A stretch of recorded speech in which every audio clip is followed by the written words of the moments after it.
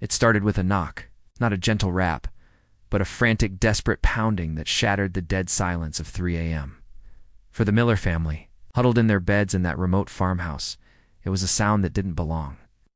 Out here, miles from the nearest town, visitors didn't just show up, especially not in the middle of the night.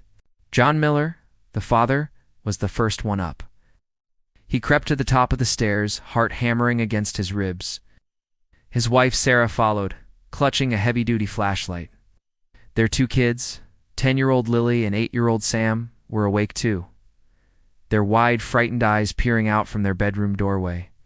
"Who's there?" John called out, his voice hoarse with sleep and apprehension. Silence. The knocking had stopped as suddenly as it began.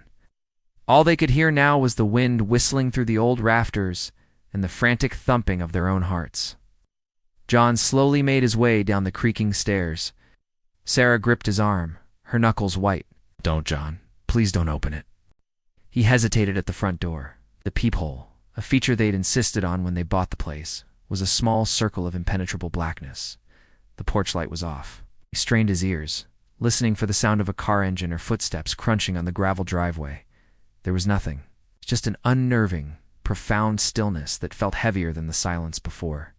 He flicked the switch for the porch light, sputtered, then cast a weak, yellow glow across the empty porch. There was no one there, no car in the drive, no footprints in the soft dirt beside the steps. It was as if the visitor had vanished into thin air. Shaken, they tried to dismiss it. A prank, maybe? A strange dream? But the fear lingered, a cold knot in their stomachs. The next night, it happened again, exactly at 3 a.m., the same frantic, desperate pounding. This time, John was ready. He raced to the window overlooking the porch, peering through the blinds. He saw a figure, a tall, slender shadow standing just beyond the reach of the porch light. It was a woman. Her head was bowed, long dark hair obscuring her face. She was wearing a simple, pale dress that seemed to flutter in a non-existent breeze. "Who are you? What do you want?" John shouted through the closed window. The figure didn't respond. She just stood there, a silent, menacing silhouette against the dark canvas of the night. And then, as if sensing she was being watched, she slowly lifted her head.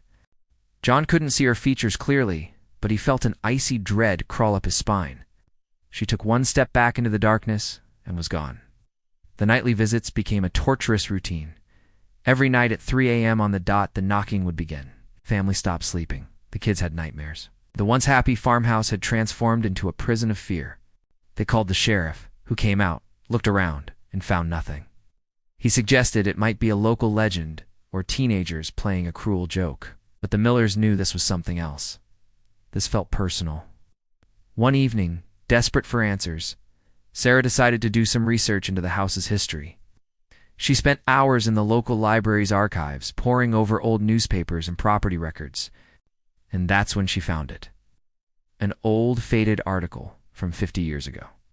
The headline sent a shiver down her spine. "Tragic farmhouse accident claims mother and child." The story was heartbreaking. A woman named Alara, who lived in their very house, had been waiting for her husband to return from a late-night trip. A terrible storm was raging. He was hours late.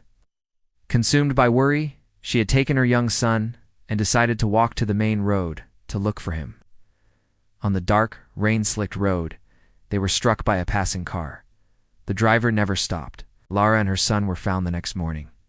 The article mentioned the exact time of the accident, just after 3 a.m. Suddenly, it all clicked into place, but the realization was more terrifying than the mystery. The woman at the door wasn't trying to get in. She was replaying the most horrific moment of her life. That night, they didn't wait for the knock. As the clock hands neared 3 a.m., John and Sarah stood by the front door, their fear replaced by a heavy sadness. Right on time, the pounding started. It was loud, desperate, filled with a century of anguish. Instead of hiding, John took a deep breath. He didn't turn on the porch light, didn't shout. He simply unlocked the door and opened it.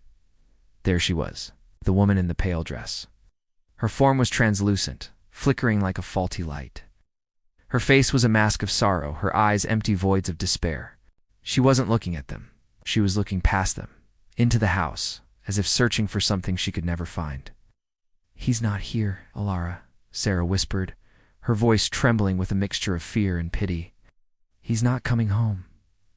The ghostly figure flinched, as if the words had physically struck her. She let out a sound, not a scream, but a low, mournful wail that seemed to carry all the pain of her tragic end. The air grew intensely cold. The lights in the house flickered and died, plunging them into darkness. For a moment that stretched into an eternity, she just stood there, her spectral form wavering.